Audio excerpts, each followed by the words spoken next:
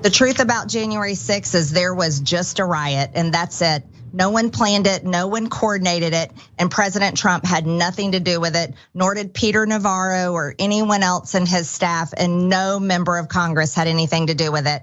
The people that did do those things that day, they've already been charged. Marjorie Taylor Greene's continuing the Republican position of nothing happened on January 6th. No one was involved.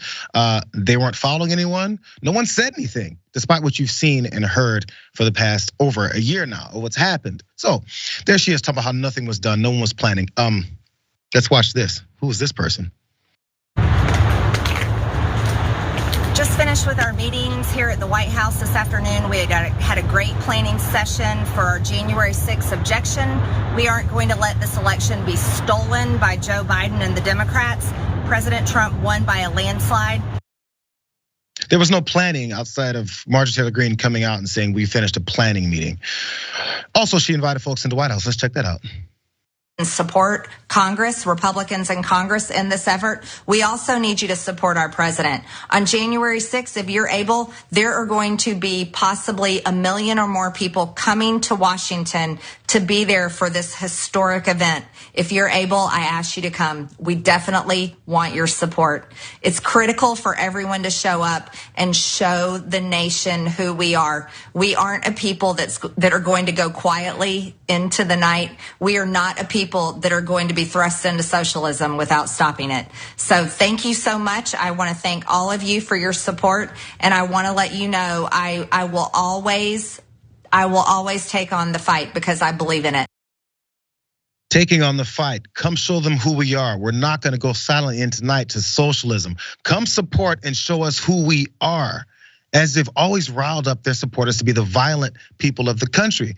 Again, we're not planning except that I just planned. We're not violent except that I just told people to come to the Capitol and show everybody who they are. Also, Peter Navarro had nothing to do with this either, except Peter Navarro disagrees with you there too. Remember this?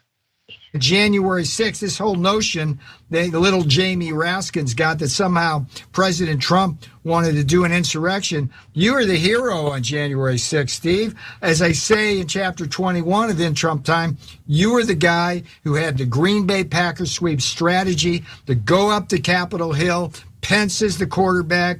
That we had 100 people working on the Green Bay team as linemen, halfbacks, and fullbacks, pulling guards who were going to make sure that we remanded the results back to the battleground states for a couple of weeks so we could get to the bottom of that.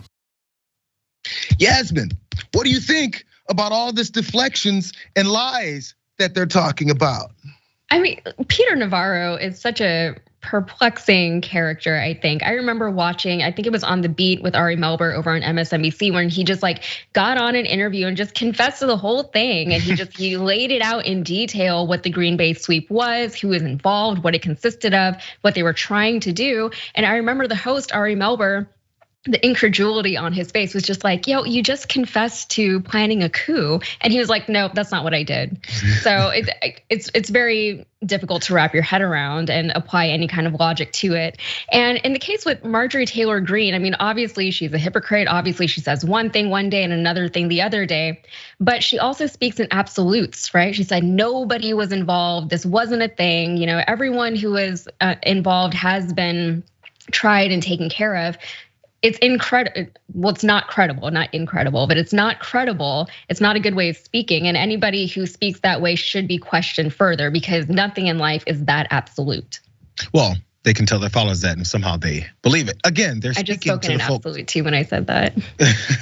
It's right. It's the folks that they're speaking to that will believe all this nonsense. That's the only people they want. That's also why, again, as you mentioned, Fox News isn't running this at all either.